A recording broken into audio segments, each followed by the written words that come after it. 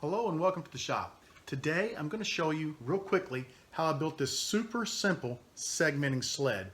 With this I can get perfect 90, 30, 45, and 60 degree angles. And if there's any other angle that you want it, you could always add that to the sled as well. I thought what I would do is use a high quality piece of 3/4 inch plywood and a piece of aluminum channel. And I'll mount the aluminum channel over here on the far side of the sled, so that way I can run it right along the edge of the table. I cut off a small piece of the aluminum angle and I attached it to the bottom of my board with screws. I also rounded the corners so there wouldn't be any sharp edges. I needed this board to be square with the blade.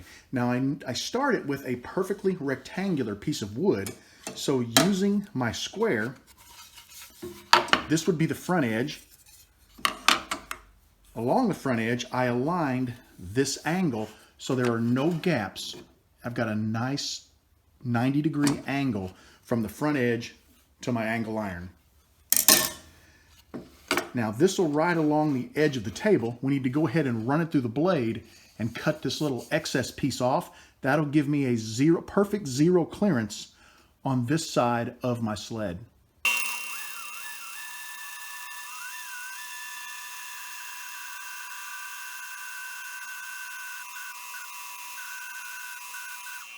I went ahead and marked the three most common angles on my board. This will set me up for a perfect 90. This is a 30-degree angle, and this is a 45. Using the angle iron, I can drop a couple of screws in there, and this gives me a perfect backstop for a 90-degree cut. I can move down, lock it in for a 30-degree or a 45. Now you might notice a couple of extra holes. When I first set this up, I simply left the pivot in, and I moved it down. I drilled my hole, and what I realized is, you'll notice up here, I'm pretty far off the edge of the board. I wanted to be able to slide the backstop all the way to the edge because I'll probably be cutting some thin pieces, maybe 1/8 inch, 1/4 inch. So I went ahead and just drilled out a couple of extra holes and filed it out to make me a slot where I can slide the pivot back and forth. And then I moved these two furniture nuts so that I had the proper distance for my set hole. If these screws were all the way tightened down, we would be locked in at a perfect 90 degrees. To change the angle, we simply remove the set screw, loosen the pivot screw, and we can drop the angle iron right down. Lock ourselves in for a perfect 30-degree angle. Now you'll notice how this angle iron is moved forward right to the edge of the board. I will go to my bandsaw and cut this back piece off so that it's not in the way. This will give me a nice backstop all the way up so I can cut, say, a 1/4 inch piece or an 1/8 inch piece off of any blank.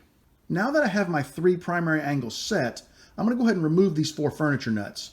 We'll flip the sled over, and using a Forstner bit, we will countersink each of these holes and reinstall the nuts on the back side. That way, whenever we thread a screw into them, we'll get a nice tight grip on our fence. I have reinstalled the furniture nuts onto the back side of the sled, and you can see where I've countersunk each of them so they don't interfere with the table on the bandsaw or the belt sander. We're currently set to a 30-degree angle. If I want to rotate to a 45-degree angle, I can remove the set screw, loosen the pivot screw. We can slide the fence right into the 45-degree position, reinstall the set screw, tighten down our pivot screw, and now we're set to 45 degrees. The next step will be to just trim off this little extra right here. And now for a quick test, I've got just an oak blank here, and what I'm going to do is cut a few thin slices.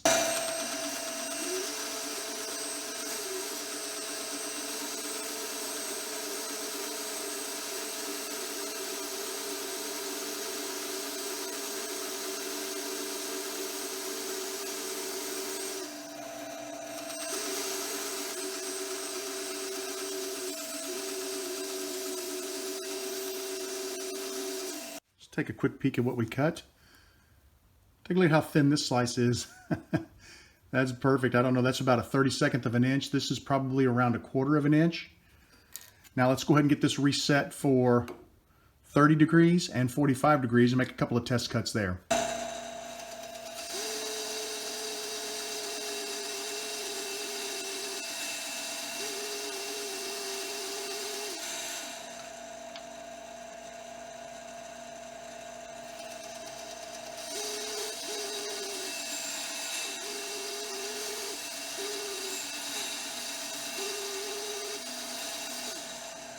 Let's take a look at some of the cuts we made.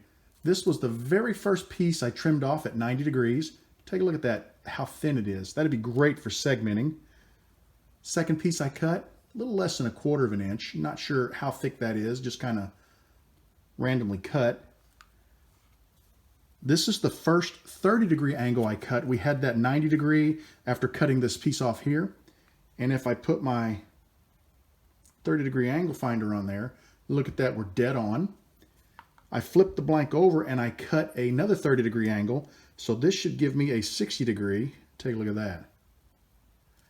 Initially, I thought I might be able to use this sled on both my bandsaw and my belt sander, but if you take a close look right here, you can see I've got about 1/8 of an inch gap. So I'm going to end up having to make a second sled to use on my belt sander.